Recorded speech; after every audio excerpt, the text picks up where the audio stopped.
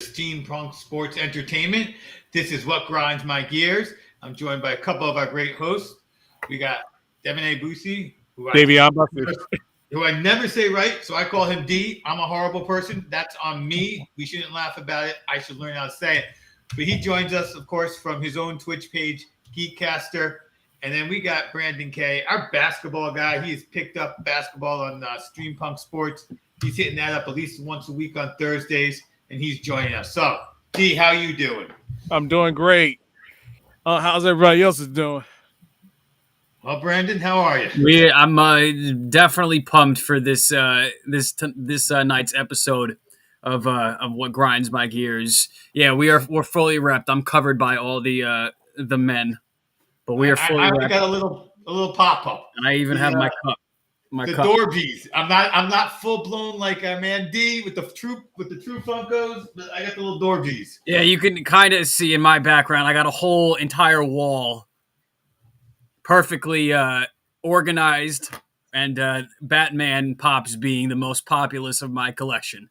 So, all right, I do have a little bit of a bias. Yes, we are at my house. We're a little more teal chrome, beautiful. Oh wow, that's gorgeous. That's gorgeous. My family leads a little more Marvel, except for So, when I did Spider-Man the other day, I was fully able to run, but Batman is a great one. And that's where we're going to start with old Batman, as you can see along the bottom here. And we're going to start with the NBA All-Star coverage, because as you know, we are always combining sports and the nerd world.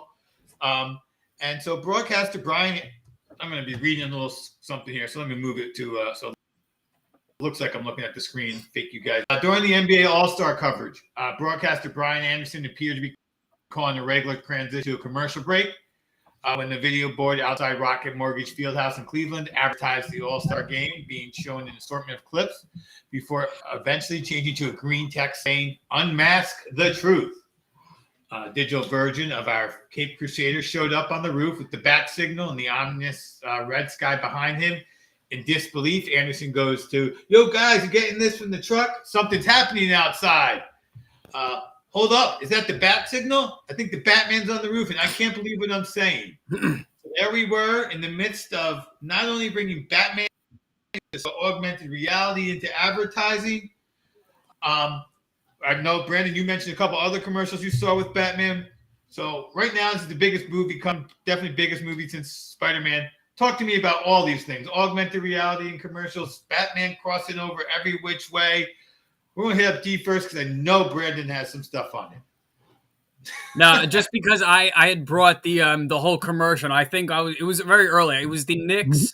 This was post All-Star game. It was the Knicks. I forgot who they were even playing, but they had transitioned to a commercial promoting the new Batman movie, and it was a traditional trailer, so to speak, with all the Riddler envelopes and stuff like that. And then all of a sudden the text, and then in a background voice you hear "Bing Bong," which, if you are familiar and kind of in the social media, familiar with kind of what's been going on, you've been hearing "Bing Bong" a little bit floating around the, I'll say, goofier side of politics lately the last few months. And it's kind of been a viral hit, especially in our New York, New Jersey local area. So for them to integrate it into the commercial with the Knicks, they had RJ Barrett in there. They had these custom like Gotham City black and red jerseys. It was very well done commercial, goofy yet serious. And yeah, they augment reality, brought in Robert Pattinson, his Batman character, with RJ, and they had a little bit of a conversation. And just, yeah, everything right now is all Batman. I'm all for it. Batman. But here's the thing. I think a lot of it's just to advertise. It's here to push. It's basically to get people revved up. It's just to basically for all the Batman fans, people that are not Batman fans, to say, yo, we have a different type of Batman. We're going to introduce them, but we're going to introduce them in a way where it's so common. I also think that the New York Gotham ties, now that I'm thinking about it, played into it also. Okay. And that makes sense. I mean, I mean, Batman, even though, I mean, things get crazy, people tell you that Gotham's actually in New Jersey, per the comic books, if you go back long enough, that he's in South Jersey. But I think the general populace, when they hear Batman, Gotham, they think New York City at night. Sometimes they even think Metropolis is New York. Sometimes they go with LA. But Batman and New York are pretty synonymous in, I think, especially for the non-hardcore fans, for just those people, because everyone knows Batman. And we always talk about the dynamic duo and just about everything else we're talking about, no matter what it is. Also, there's a dynamic duo. Which one's Batman? Which one's Robin? But Batman is... I remember the first Batman movie with our boy Michael Keaton. And, that's when superheroes came to movies, although there was 4 Superman movies before that. But that's when Dark came to superheroes in the movies. And taken seriously. Yeah, which is where he was playing in the comics long before then, right? Right. Detective Comics, issue 1 to what Infinity at this moment. Right. But me growing up as a kid, my Batman would have to be Kevin Conroy. Okay. Grew up watching the anime series. The anime series was like the best thing ever. He played the voice. He played. He knew how to be Bruce Wayne with the voice, and he knew how to be Batman with the voice. It wasn't like, sorry, I'm gonna have to throw somebody under a bus. One of the Batmans. Where's the drugs? Or yes, I mean, I will agree with you. Christian Bale's Batman voice, which I think is what you were going for there, was like, like it was too rough. It was too like, what are you doing? And I don't know whose choice that was. Since he did it for 3 movies, I'm expecting it was his and not Nolan's. But yeah. But in other places, like, that's now his voice. I mean, that is the voice that people use when they say, I'm Batman. Like, that's where people come from. And it's not like Michael Keaton didn't say, I'm the Batman. It's not like that's a new line, but that's how we say it. So good for my tongue getting tied here. Good for him in getting that out, but yeah. I agree with you, D. That was a little too over the top. Brandon, who are you going to go with? I was going to say Ben Affleck does the same thing. It's like gargling nails, gargling, ninja stars. It's rough, and I think there are actors, whether it be both in any version of animated Batman and live action Batman, some actors have done a better job in being able to be Bruce Wayne and be Batman, because there are ones that have been one and sort of kind of lacked in the other. But then there were guys like Conroy, again, doesn't matter if it's live action or animated, that were able to nail both parts very, very well. Right. Yeah, so you had something to say there. Yeah, because Ben Affleck to me was, I think not only that, you had to look at him doing Daredevil. It did how he doesn't fit the superhero type trope actor. He's more the guy that sits on the couch and asks for, oh guys, you're smoking weed. Oh yeah, I'm gonna basically smoke weed with y'all. Or, hey guys, I can't be taken serious. And then when he gets the older look, it's like, yeah, in my times. Yeah. But him playing Batman, it was like, it's like you could have called Christian Bale back. I would have been okay with that. But due to the issues with Christopher Nolan and Christian Bale, because of whatever the issues were with Warner Brothers, they casted Ben Affleck. And I'm like, it's other people. It's other actors you can use besides. Yeah, I think so. So I'm going to go against the grain. I really was impressed with Ben in his Batman. I thought in the movies he was in as Batman, especially compared to Superman, he did a much better job. I thought he stole the role. I have problems with Superman the actor. I think he's both of them, by the way, are super stiff. Ben and Superman are very stiff as actors, which works in some roles and hurts in other roles. Like he killed it in The Accountant, Ben Affleck, and man, me and names right now are killing me, but he kills it in The Witcher. Oh, fuck, he's perfect. He's perfect in The Witcher, but I thought I was happy with Ben. I'm not going to say he was my favorite at all. I think overall, doing both roles, I'm going to go with Christian. Although Kevin Conroy was just, you're right. He stole the show in the animated series. The nice thing about an animated series is it's like, an actor isn't working out. Quickly, you can replace him without everyone fully noticing, especially in the 90s when that show was out, because nobody did not necessarily know who was behind the scenes. I think we've had this conversation before. I know I have faith after seeing Tenet that Pattinson is going to pull off Batman. Where are you guys standing on Pattinson pulling off Batman? I saw Tenet, yes, but here's the other kicker. I have to experience it. I have to have my opinions. I have to watch it and get a clear understanding. Can he be Bruce? Can he be Batman? Because Michael Keaton could do both. Kevin Conroy could do both. Those are the only two I could actually see pulling it off.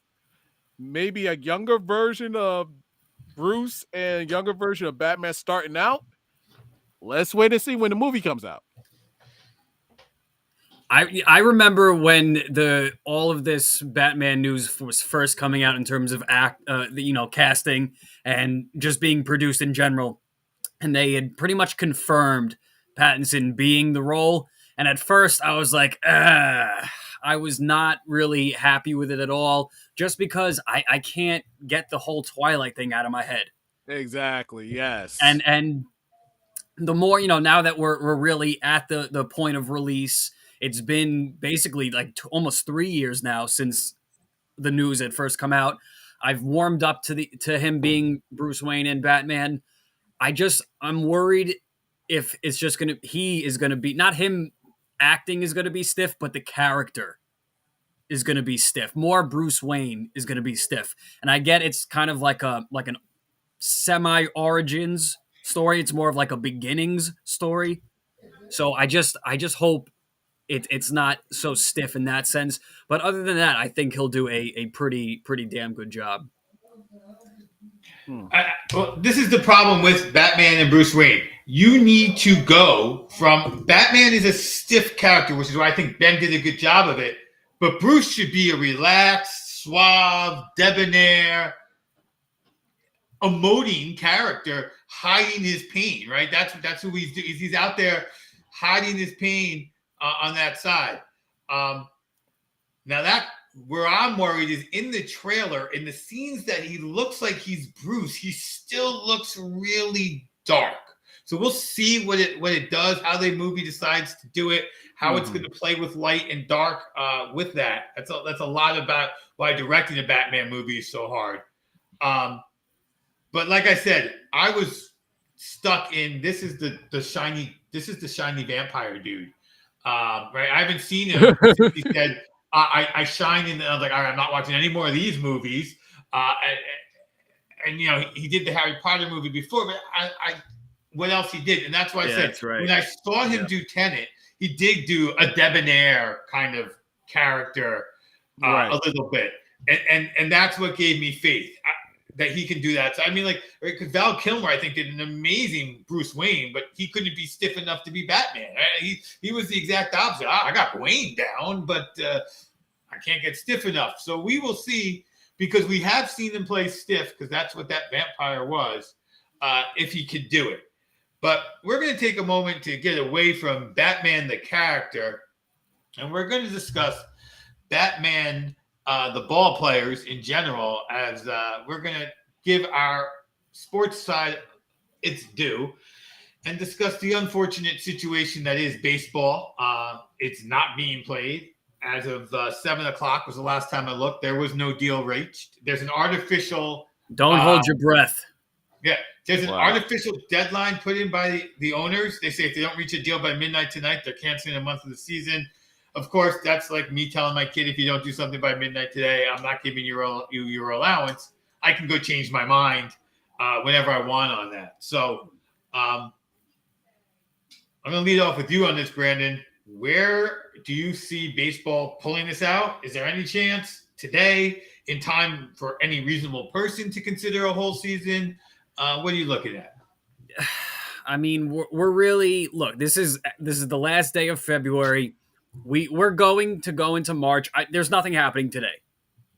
It's almost 7:30. There is nothing happening today, and if there is, it'll be something just to be like, here you go, just to kind of make us happy. Or it'll be something that ends up being, oh no, we're gonna backtrack on it. We gotta revisit this, whatever, and then we're gonna be back to square one or two. So I'm absolutely expecting games to be pushed back. Whether we get, if you take a month out, so that's about 20 games for each team. So that brings us down to about 142, 140. That's I mean, especially compared to a 60 game season. Yes, that was for COVID, but just in terms of games, sufficient amount of games to actually have a worthwhile season. 142 games is plenty, but this whole smoke show of pretending like they don't care, or maybe they don't care. Some guys probably don't care, to be quite honest with you, as long as they're making some type of bank on this. But in terms of everybody else, this whole domino effect, it's really so infuriating. And you hear these guys that don't even want to sit down long enough to watch a show on Netflix. I mean they can't even sit down together and talk like that. Like, it's childish at this point. It is actually childish. And I get that there are really legalities and hurdles that they have to go through and stuff like that, so it gets messy. But the attitude about it and the way the demeanor is between mainly the owners is really disgusting.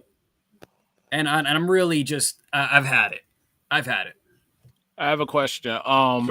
Regards to that, do you think the players are being affected by this, or they just say, "Hey, whatever is what, I'm still getting a paycheck"? The top guys right now aren't affected. Mm-hmm. If they even if a year or so, top guys are not going to be affected. Baseball, you get every single penny. Doesn't matter what happens to you, length of your contract. It's what happens to all these other guys, the 95% of guys that really would have to look elsewhere, or because this is on top of, we're not out of the pandemic, so mm-hmm. So you're battling two things, and it's just and really the whole, you don't even want to sit down and talk like adults, and that's really what it is. To that point, I'm going to throw this question to D, who's not the big baseball fan, but is a human who lives in the world, has a job, sees what's around him. I happen to agree with this tweet that was taken down by Bueller, one of the ball players, who's also a very highly played ball player by that standard. But I happen to agree with him on this opinion that he wrote. You're talking Walker Bueller? Where you're coming from, D. He wrote, "This isn't millionaires versus billionaires. This is workers versus owners. The value is subjective. We are extremely lucky to do what we do, but the numbers don't line up. I appreciate the fans getting where we are coming from, truly." So that last sentence a lot, he's just, saying, hey, the fans are obviously rooting for me. But the other part, that really sat with me, just as a human being making a living. D, where are you on all of this? As less of a fan and more of a person. Like, to be honest with you, that's how it is on everyday society. Like, something happens within the office place, something happens within corporate, it does affect the little people. Like, people that actually is busting their butts trying to make your company be valuable and profit. You're basically profiting off of little people. So when things hit goes out of whack because somebody finally make a stand without the little people, it's like your money goes down. It's all relative. It doesn't matter the size of the business. There are little people in a business and there are big people in a business. Mm-hmm. Absolutely. Like On you top see of this, how many, just on top of how many people are involved in the business. Right. It's all relative. It doesn't matter. Mm-hmm.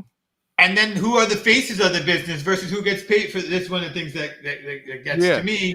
And then I'm going to change the subject to something less intense. But if you go to a retail store and you get bad service, you're going to be angry at somebody making minimum to $15 an hour, probably enforcing policies made by somebody making 12 to 15, no, those aren't good range. Yeah. $100,000 to $500,000 a year, and you're Right. going to get angry at the person making minimum wage to $15 Right. an hour, and in baseball, there are these guys who it feels like the players are fighting for. Those guys who just get a cup of coffee, as we like to say, and they never get a chance to make any money. And then there's the other guys that they're fighting for because this middle range team players are really like if after 6 or 7 years you're not one of the best players, you're like, we'll replace you with somebody younger and see if he's gonna pan out. So you'll be a bitch warmer throughout the whole entire time. Yeah. I mean, and they've gotten to the point where the league is all well and good with pretty much getting rid of like half of the minor league system. Just getting rid of the teams, which means what are these all guys that are playing for a couple $100 a week, a couple $1,000 a month? Now that they got to go get real jobs. Not that there's anything wrong with that, but it's just this whole. But like it's this whole politics. It's all part of your product, and it's not like this is the NBA especially, or even the NFL where it's high school, college, you're in. That you're at the show. This baseball is the pun intended. It's the grind with these sports. Yeah.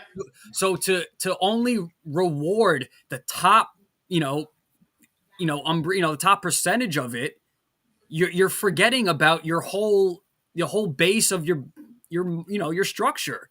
Your foundation is being ripped apart, and you're only worried about that top piece that everybody for the most part is looking at.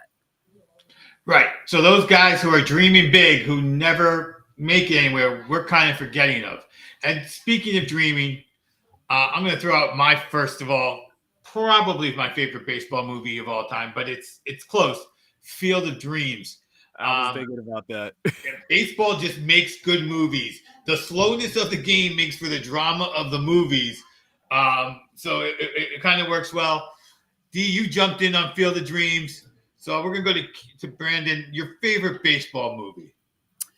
For me, I think based on kind of just age and just sense of humor and just kind of family and just fun, I got to go Sandlot. Okay. That's really Field of Dreams is not my favorite film. But Field of Dreams is not my number one film. Right. But I will go with this film because I watched this religiously as a kid. Rookie of the Year. That's not one I would have put up there in my group. I mean, I love The Sandlot. I love Field of Dreams. Rookie of the Year, never, did not get into my rotation. I think mostly, though, we're showing a difference in generation on that, though. Right. Well, I was I'm gonna kind of upgrade my answer. I'll say that from more of a nostalgic standpoint. Now that I've gotten older and really kind of reevaluated what cinema is and stuff like sports movies, I got to go 8 Men Out. About the Black Sox scandal that I was thinking it was 88, 89. Right. Oh, yeah. Fantastic movie. And so, I have a list here of some great ones, and that one's included. The one that gets me as a movie is the love story that is Bull Durham. You got a buddy movie and a love story movie combined. They did a great job of bringing that story together. And, of course, Close Your Eyes and Breathe Out Your Eyes. It's just great. That's one of my favorite as a movie. Top 1 and 2, apparently the same guy, Kevin Costner, is carrying those two. So yeah, Field of Dreams, and Bull Durham. Yeah. Those are my two. With The Sandlot, just is so much fun. It was just such a fun movie. 42. Is it 42? Yeah, 42 with the Yep. late Chadwick Boseman. Yeah, that was somehow it's so biopic. I forget it's a baseball movie. Makes sense. Like sometimes Right. when a biopic, like Ali, that doesn't seem like a boxing movie to me, but it's a boxing movie because it's about a boxer. Like sometimes those biopics fade from the subject of what the person did to the person in my mind. Because you're right, not to say 42 was a great movie. It was an important subject. It was a subject I studied a lot of, read multiple books on when I was in college and taking history as a major. And they stuck very true to a lot of the important facts. So it wasn't overly dramatized. I mean, it's a movie, but the key important facts were so right on. The relationship between Branch Rickey and Jackie was done really well. Was the way I always felt it went in my reading of it. Same with the Pee Wee Reese moment. I mean, it was great. It was obviously it's a super dramatic story, so it's easy to make dramatic. But they didn't have to make stuff up or change timelines, like a music movie biopic. Like you watch Bohemian Rhapsody, and that Queen never broke up. They were on tour right before they went on that. Come on now, that's not what happened. You just threw in the important things you do to make it a movie, but they didn't have to do that with 42, and that really made it a fantastic show. What's another movie? I know Oh, sorry. No, I was gonna say, just thinking about it in general, I forgot how many baseball movies there are. Yeah. Oh, there's so many. Let me Bad just News give you Bears. The Bad News Bears, not on the list here's the list our producer gave. Field of Dreams, Bull Durham, For Love of the Game, Fastball, The Upside of Anger, The Rookie, as opposed to Rookie of the Year, A League of Their Own, which we have not spoken about. I was going to say, does that include A League of Their Own? Yeah. Yeah. Pride of the Yankees, 8 Men Out, Moneyball, The Natural, The Sandlot, Everybody Wants Some, and one of my favorite sports comedies of all time, number 2 behind Caddyshack, Major League. Yes. I think that was Wesley Snipes' debut. I don't know if it was his debut, but it was certainly early, and it was before he went on to do bigger things, and that's why they made fun of the character when he wouldn't, run like Mays, hit like Hayes. It was so many good sports films, like not just in baseball, football, the whole 9 yards. And then you have and UFC fight movies. They had some good UFC fight movies, but they didn't push it as hard as they did as far as the majors like baseball, basketball, football, golf, tennis. We don't have enough golf movies. Happy Gilmore is one. Happy Gilmore.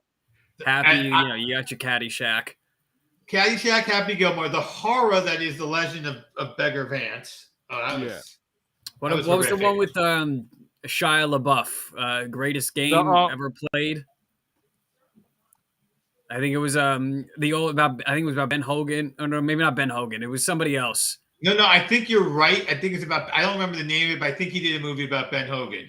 Yeah, that was years ago. But I can't think of any other real golf movies. Caddyshack 2. Okay, you got your franchise. I think we're gonna get a Tiger Woods story soon. I don't know how soon, but I would be shocked if there's. I think we are. No, I really think we're gonna get one. We probably will, but I can't get the Dave Chappelle give it Tin Cup. Oh, did you guys mention Tin Cup? No. But I keep keeping that Dave Chappelle moment where he kept doing the impression of Tiger Woods. I'm not doing it always nails impressions. Yeah, no, it's all right. Google that. Oh God, just thinking about it was like kids. Oh God, but back to bat baseball. Yeah. So I mean, baseball movies, sports movies. I mean, I can go. Sports movies in and of themselves is a topic for a whole show. Yeah. But And this doesn't even include Miracle as a hockey movie. So we're Correct. just, I mean, The Mighty Ducks is a hockey movie. Yes. By the way, we didn't just we talked football movies. We didn't talk Remember the Titans, my favorite football movie. Oh yes. With all due respect to the original Brian song, although that one's more of one of those biopic movies that just happens to be about Rudy. And Every Given Sunday. Any Given Sunday. The one where LL Cool J and what's his name? Jamie Foxx almost got into a heated fight on set. That was Any Given Sunday, right? Yeah. That's our boy. That's our boy Scott. Didn't realize who had given us a comment, but let me tell you, getting back to Batman. For those of you who don't know, one of Scott's biggest roles is in the huge melee fight in Batman. Yeah, we have some Batman alumni on this. That's right. Yeah. He was in The Dark Knight Rises, and you get to see his Tookus quite well next to Christian and Hardy. So I always like to point that out to my kids when we watch that. But speaking of Batman, and I'm going to go over to my 76ers because the debate has been who's Batman, who's Robin on that team. So I'll hear what you have to say first, Brandon, and then I will give my definitive answer on who's Batman and who's Robin on the new look 76ers. So I think just based on having the two of them together as a duo, I think it's a little early to set in stone which player is which character. I just, I want to give it to Embiid being Batman. He's the 10-year guy on the team. He is the 76ers. He is the process. So it kind of in seniority aspect, I would say Embiid is going to be Batman. But depending on how their actual gameplay plays out and the way their offense is being run, I can see him being Robin, but it might be a kind of a Batman, semi-Batman or trying to think anybody. I'm going to help you out. More of a Nightwing or something like that. I'm going to help you out because the problem here is that it's a trick question. It's much more complicated than that. Harden is the brains of the operation. Definitely Batman. But Embiid ain't Robin. No, he's Superman. And Maxey is Robin. See, they got that beautiful Batman and Robin backfield with Superman and throw in the rest of the Justice League wherever you want. D? Now, if you want to say Batman and the family, there you got that too. Batman, you have Robin, you have Red Hood, and you have Nightwing. What, Nightwing? You have Nightwing. And I think Tim Drake be another, what is his name? Hawk something? Obviously, Ben Simmons is Damian. We shipped him away. We couldn't turn him. couldn't keep the bad down, so I had to ship him out. Yeah. We sent him to Raj Al Ghul and his magic potions and Kyrie. I'm doing my research on this vaccine. Please. I just honestly, just being in New York and the thought of having both Ben Simmons and Kyrie is just really mind-boggling to me. Look, I was shocked that they got rid of Harden. I was surprised too. I mean, I will say this. I understand why, because the reality is they had all that offense and no defense. And here was a guy who could play the heck out of defense and distribute the ball to the two scorers. So it made sense for them to want Simmons. But to Brandon's point, I don't know Simmons' true mental health. If I take him at his word, how well will he be able to keep his mental health up? And I honestly, watching Kyrie for years, there are questions, where's his ticker at? Where's his brain at? Is it just that he's interested in a lot of other important things? Or is it that he can't stay focused on basketball? That's a lot for a basically rookie coach who has never really won anything, and Durant, who even when he was in Golden State wasn't the team manager. That was what's his face, Green, to keep that team together. So it's going to be a lot of work to see if they can come together. I'm interested, and I am, as a Sixer fan, scared of what we gave them in Simmons, because if he doesn't have to score, he's spectacular. But as a Sixer fan, it's been 2 games, trying not to get too high on my horse. But boy, the ball was moving well. Everybody was involved in the offense. When your problem is making Tobias Harris better, that's a good problem to have. Mm-hmm. I think just Harden's demeanor coming in and out of Brooklyn, and even going back to Houston, I can't get past. You first off, you look slim as hell now, James. That's real damn convenient. Hey.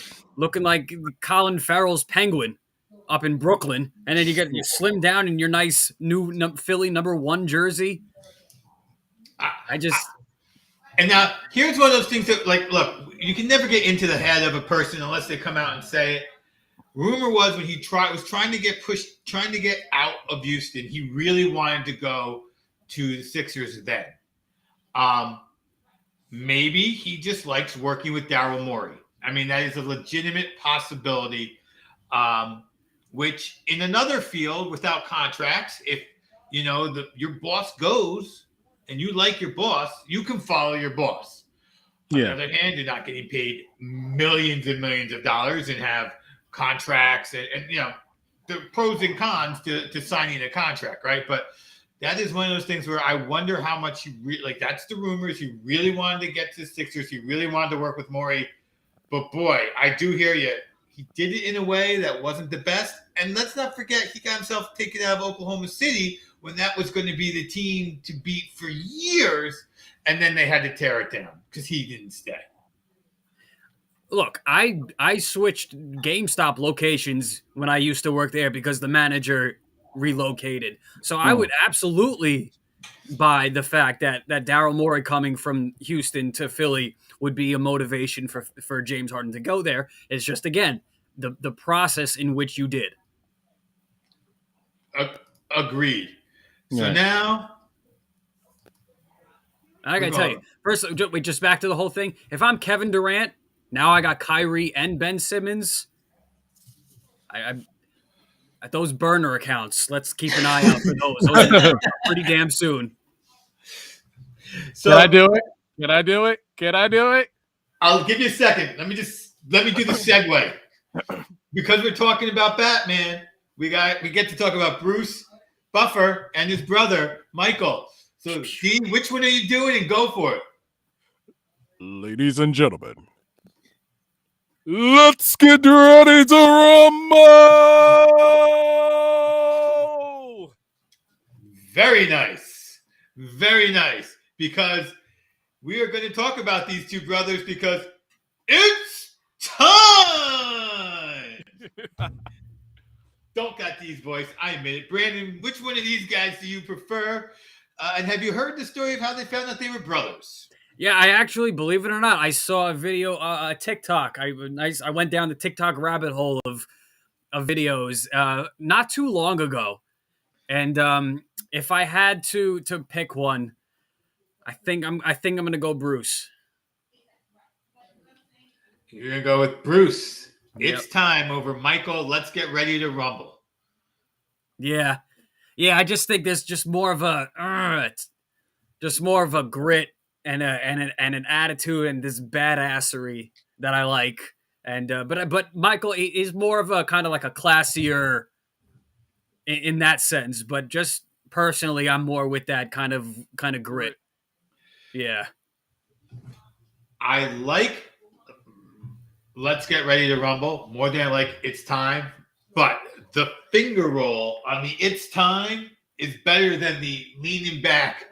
And there's so much to both. There's so much to both of what they do. I think it's great. But yeah, I'm going to go with a slight edge to Let's Get Ready to Rumble. Maybe even just because it's older. It's older. But they both get paid just to say those few words. It's crazy. It's like the guy who used to say, it's great, Tony the Tiger. Sometimes you just find that niche, and you may not be the world's richest man, but you are wealthy and you got a nice, easy, repeatable job. It's not always people who get that. Right. Yeah, the way I look at it, they're both like the legends and the two icons in that realm. But looking at them, I see Michael more like the Beatles, and Bruce is more like the Rolling Stones. And to me, they're just just a little bit cooler. I'm going to take a moment here to remind everyone you can find us on Streampunk Sports Entertainment on Twitter, Streampunk Sports on Twitch, Tales from the Film Set on Twitch, Tales from the Film Set on YouTube.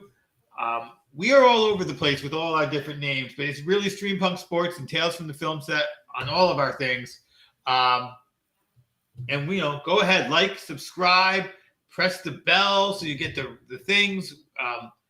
And speaking of that, I just want to take a moment to go a little, like they say, inside baseball since we're doing Batman. Is it true that you have started this is for you, Brandon. Is it true you have started the Streampunk Entertainment TikTok? Yes, I do have the page is live, so you can go at Streampunk Entertainment ENT on TikTok. No content yet, but that will be coming within the next probably day or two. I'll have a first couple of videos out there, and we'll just keep it updated with all the sports and pop culture across all of our platforms, and just another form of social media to add to our repertoire of accessibility. So since this show is Grind Your Gears, I know we've talked a lot about some positive things. I'm very happy and proud of us for doing that. But let's talk about something that grinds our gears. Let's go the opposite. Let's talk about some of these great Batman actors, and I think we've done a little bit already with it, on what role they picked up. That was a mistake. Why did you do that role? I mean, for George Clooney, I think the role is Batman. So I'm going to not go with George Clooney, but I'm going to start off here with the great Michael Keaton, who has an array of films. What roles are we unimpressed with from Michael Keaton? None. He's legitimately my favorite actor of all time. So I'm going to be biased against him. Okay. Or second favorite. Now, if you're talking about other performers in that particular film, we could basically bring that up. Well, obviously you have something you want to say, so please grind your gears a little bit, my man. They call me Gold. Arnold Schwarzenegger, why? Out of all people, as Mr. Freeze. Casting still still rattles in my mind to this day. Okay, so I'm about to make a hard left turn here since we're talking Arnie. Yeah.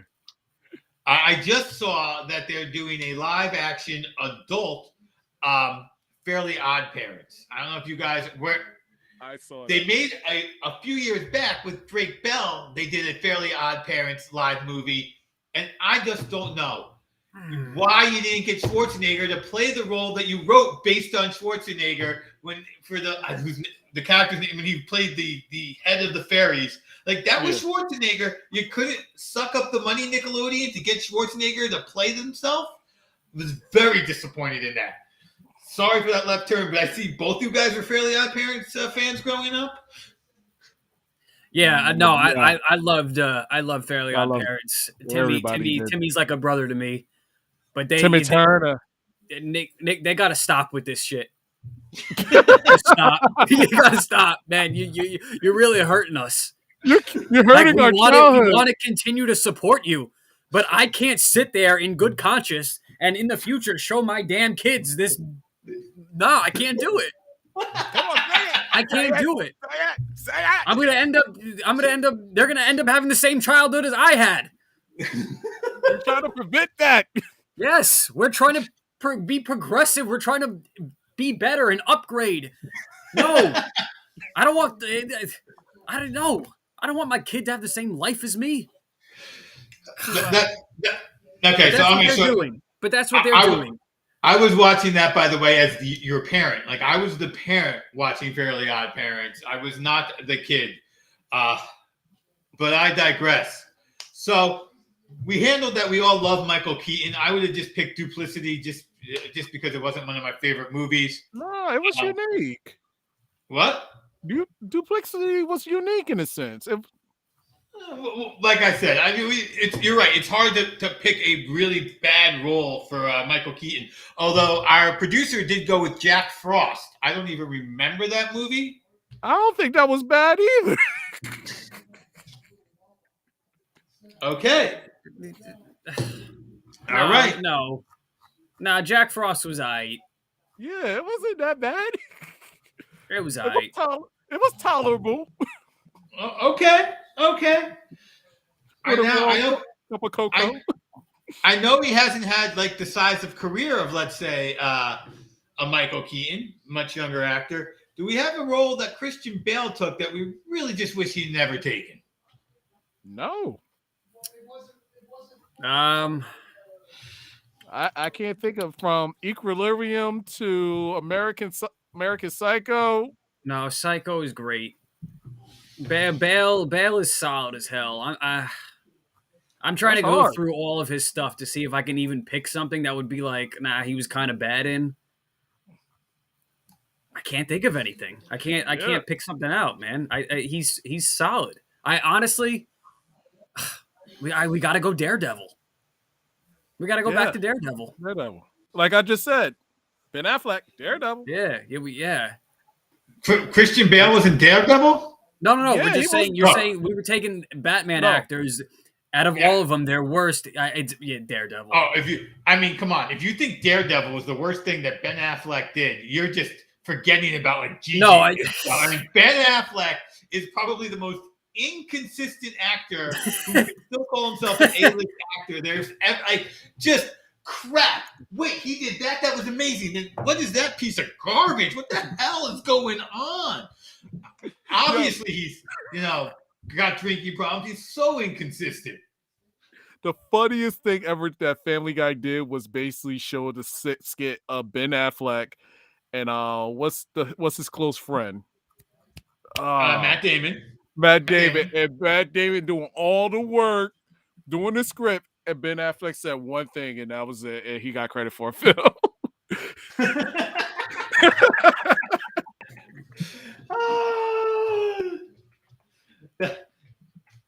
That is conceivable. You know what? No, you know what? No. If it could be Pearl Harbor. That was terrible. Yeah. Pearl Harbor was terrible. See, I think that was one of his really good movies. Yeah, that's the thing. That's what I'm saying. Like, I'm not a movie or really I don't know. If I like a movie, I like it. If I like an actor, I like an actor. Okay, that's so I don't know. I am going to go back to Christian Bale for a minute because we did not mention this, and because when this movie first came out, my buddy described, and this is a movie I like, by the way. I think he does a great job in it. And I'm talking about this movie with my friend at lunch, and the other guy's like, I never heard of this movie. What are you talking about? What is this movie? See if you know what movie I'm talking about. Batman and Wolverine do magic. Oh, okay. I know. The Prestige. It just came out somewhat. It recently came out. No, it's an older one. It was 2006, The Prestige. So Christian Bale and Hugh Jackman, they're competing magicians. It's a good movie.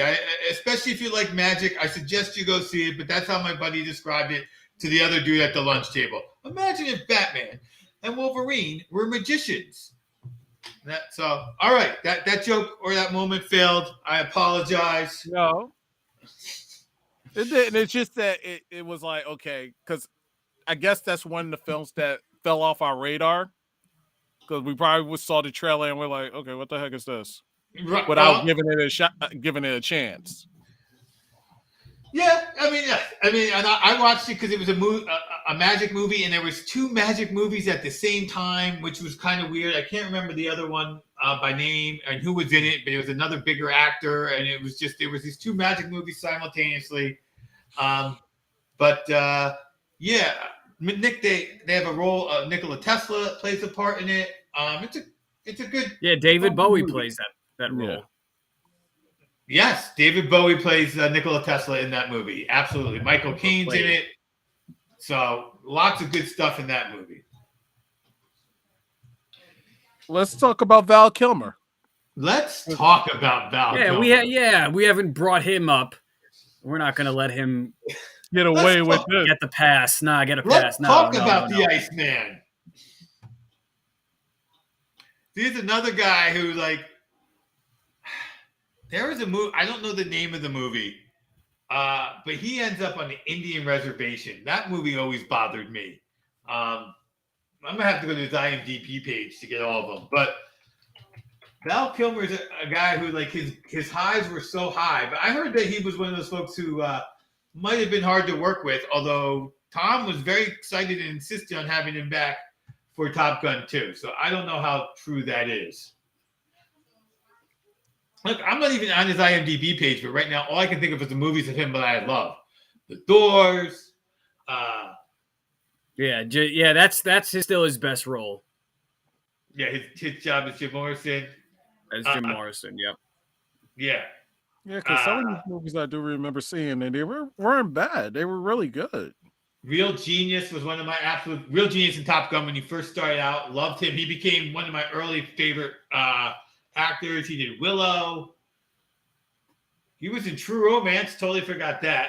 Yeah. And I'm trying to see what's. Oh boy, he was in Knight Rider, the reboot series. That was that was the worst thing he ever did. He was the voice of Kit, but that show was horrific. And 18 episodes they got when they rebooted that. That's impressive. I don't know. I'm not a big overall Kilmer guy. Yeah, it's like he's okay. I'm not saying he's bad. He's just okay. I don't know. Now George Clooney is even harder because it's like Batman is that role. Like, Batman is the really bad role he did. Yeah, because you look at all these actors that play Batman, and you're looking at all their credentials, and you're like, well, except for Ben Affleck with the Daredevil. Yeah. I mean, but that was one. But everybody else is like, yo, you had some memorable films. Like, your films was fire. Like, some of the films that you was in was really good. Hey. Plus, every woman wants him. Paycheck was good. Argo was good. I mean, I can go. The asteroid movie where Bruce Willis dies because Bruce Willis always dies. That was another good one. Like, that has a good repertoire. The Ocean series is a classic. But the flip side is he's got Gigi and he's got Daredevil. Like, it just anchors on his career. You know, he's got that nice Nespresso commercial. Hey. George Clooney is an Nespresso commercial. That's where he goes to. I mean, it's hard for me to think of. Try my espresso. It'll pick you up. Yeah, he's like in France at like this side street cafe. Like, all right, George Clooney, that's realistic. Look, I honestly can't think of anything George Clooney did. So, there is a suggestion here. Return of the Killer Tomatoes he was in, but still, to me, it's just like. Wasn't he in that movie a few years ago? Like, Tomorrowland? It was like that futuristic movie. Ooh, he was in that. That was a bomb. He was in that with bunch of kids. With bunch of kids and Oprah. Oprah and Clooney in this movie still couldn't survive. That is a bad one he did. Yeah, that's who the fuck put Oprah and George Clooney in a movie together about this space park and thought it was supposed to be good? You know what? They was like, okay, we could get the housewives to come in to watch the movie, and we can get the women that are attracted to George Clooney to come see the movie. And Great. bring So the they kids. bombed at the box office They because overlap. they only sold tickets at 1:00 in the afternoon. That's why they bombed. And we thought we was gonna make millions because we had the housewives that liked 2 of them.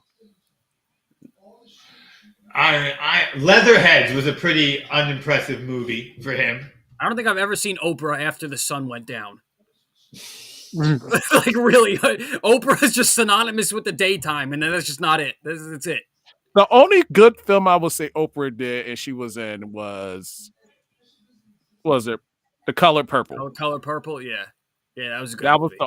That was the only performance I'll say Oprah did I a think she phenomenal won job. something for that. Yeah.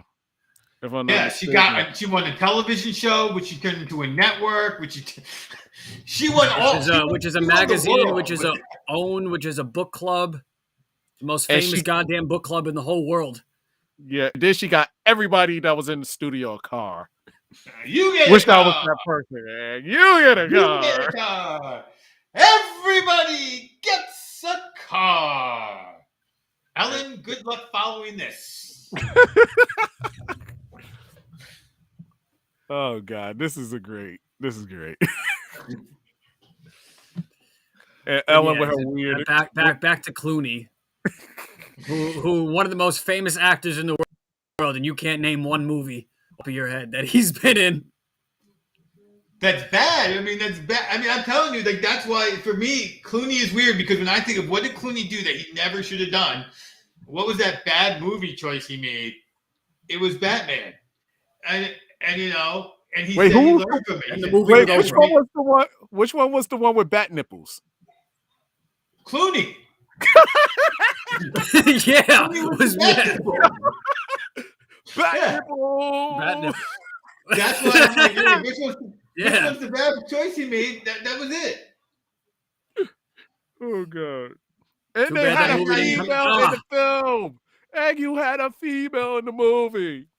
I think it would have done better if it was in 3D. No. Oh Lord. Ah. Yeah. I'm looking. Oh God. Yeah, she was in The Butler, but that was like a bit role, it looks like. She was in B Movie as a bit role. Who? Oprah. Herman? Oprah. No, Oprah. Or Oprah. She was in B Movie. Yeah. Yeah. B Movie was good. B Movie was good. I mean, I just don't think she does. I think she won what she won with The Color Purple and said, I'm not acting anymore. It's like she's Only like on my Daniel own Day-Lewis. terms. She'll do one role every 6 years. Yeah. That's what it is. And she'll just give it her all. But B that's movie, what happens when I'm going to do it. That's what happens when you own the network. Space, we're going to do it. Yeah. All right. Let's see what we got left on my sheet of stuff. I think we've discussed most of what we had planned. I mean, Pattinson doesn't have enough stuff. Oh, what did Adam West do that was horrible? But Adam West is an actor from a different age where you did a show like he did, and then you're like, I'm done. Meanwhile, Ted Danson's on like his 5th sitcom. Like I see Ted Danson's on the show The Mayor. Like Ted Danson was on the #1 show, and then he had more shows like that. That was I used to be unheard of. Like I did what I did, and now I'm done. Like I'll go to movies or not. But Adam West was at a different time. You did your one show. You wrote it as long as you could, and you said, for the most part, thank you very much, and I'm good. And played the role of Batman till his very last days. Yes. No, and then works at Family Guy and becomes the mayor. That's true. Yes. Yeah. You're all right. So I got one last topic to cover. So to me, wrestlers obviously turn into the best actors. It's literally you're acting and then you're acting in film. Pretty good, easy. We've seen some pretty good football players do it. Fred Dryer, for one. Alex Karras was a good football player who became a good actor. Bubba Smith. Terry Crews. Professional baseball players. I did not think of any who became good actors, but our producer did, of course, because our producer is fantastic. Thank you, Robin, as always. She did put me a little bit to shame. She came up with one baseball player who was a fantastic actor, and a couple of other folks who had some baseball background who did some acting. So who do you guys, when you hear baseball, is there anyone that comes to your mind as an actor? I mean, to me, it's Kevin Costner. He wasn't an actor. He just was in baseball movies. Anything for any of you guys? Wasn't Derek Jeter playing baseball? Yeah, he had a in the movie? couple. Yeah, Didn't He had a Mark couple Wahlberg cameos. shot him in the other guys? He shot Jeter in the Yeah. leg. Yeah, a couple of cameos. Nothing but wrong not. with But that. not. I'm trying to think. Baseball is so hard, though. Okay, I got somebody, but you might as well call him the do it all of all do it alls. Give it a shot. Michael Jordan. Fair enough. Okay. Fair enough. Okay. Do it all. He did lead a movie that was so good they made a sequel. I got to give him that. But that was it didn't not have the him guy- in it. What? But it didn't have him in it. They had the other Michael Jordan. Well, because the other Michael Jordan's a very good actor, and the original Michael Jordan was a really good basketball player, good enough to be a minor league baseball player, and so far a respectable owner. So no, Mr. Baseball himself, of course, Bob Uecker. Yeah. That who of course is probably about 10, 15 years ahead of you guys. I mean, he did his commercials in Major League, but that's it. And then Kurt Russell was a minor league baseball player for the Angels. And the last name I'm going to say before I hand it over for you guys to remind people where they can find you is Chuck Connors, who was in the Rifleman. Again, this was he played for the Brooklyn Dodgers in 49.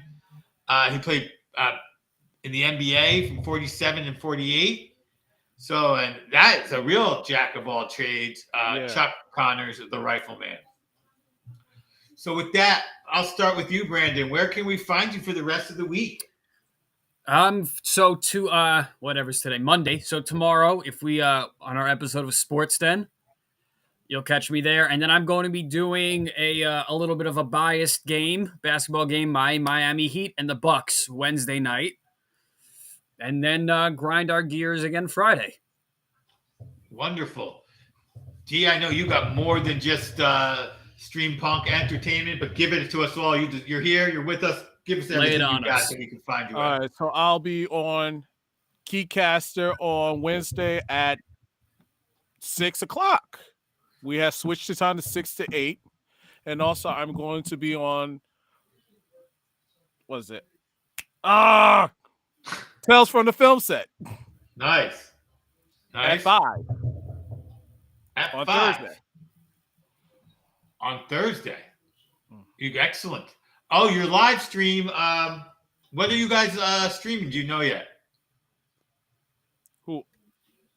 Yeah. What are you guys going to be watching? Oh, that's a good question. We still talking about it. So, we'll basically. I think it was something. We did say we'll stream something. Another Oscar nominated. Who knows film? what it could be? It's Oscar nominated. All right. So that's what I thought. These guys have jumped on. They moved from the best streaming sci-fi and fantasy and comic stuff. Now they're doing highbrow stuff, getting themselves into some Oscar-nominated stuff until I believe it was Obi-Wan Kenobi comes on. I could be wrong, but I thought that was the plan there. Because last week we was watching. I feel so far away still, Obi-Wan. Ugh. It is. But it's gonna come by like that, just like Batman did. So. But isn't there other streaming series coming out? I don't know. I wanted you guys. My opinion was that you guys should do Halo. No. Nah. I really love Critical Role. which of course is a streaming show that they turned into a television show, and how crazy it would be for you guys to stream the television show from the streaming show, Vox Machina. But that's another story altogether. I myself am going to be hard to find this week. I'm not making it on the Sports Den on Tuesday, but please make sure you do watch that. That's a great show. I know that Scott's really going to hit up a lot of sports stuff we talked about here and even further in depth. If I get bored, I stop in and bother Brandon, but I like to just do the selfish 76er games, but we'll see. Maybe I'll pay a visit to Brandon. My basketball games for all you guys they're always open invite, open door policy. Come on in. You want to show up for one play? Go ahead. The whole game, you're more than welcome to. Always good to work with you guys as usual. Definitely. I appreciate that. And then you can, of course, find my amazing podcast, Drinking from the Garden Hose. You think this is some cranky men. That show is literally cranky old men in training, complaining about things. My podcast partner, Ed, blew my mind. I tried to totally flip him up on our last episode. I said, hey, let's, in the episode, did not prep him. Let's talk about the royal family because they were making news. And, what do you think about the royal family? And Ed shocked me with his encyclopedia knowledge of the royal family. So you can go ahead and check out Drinking from the Garden Hose. Ed Saved the Queens, our most recent episode. Give that a listen. And that drops on Fridays for the most part. So for Stream Punk Entertainment, that's D. That's D. There's Brandon. We appreciate you guys joining us for the hour. Have a good night. Talk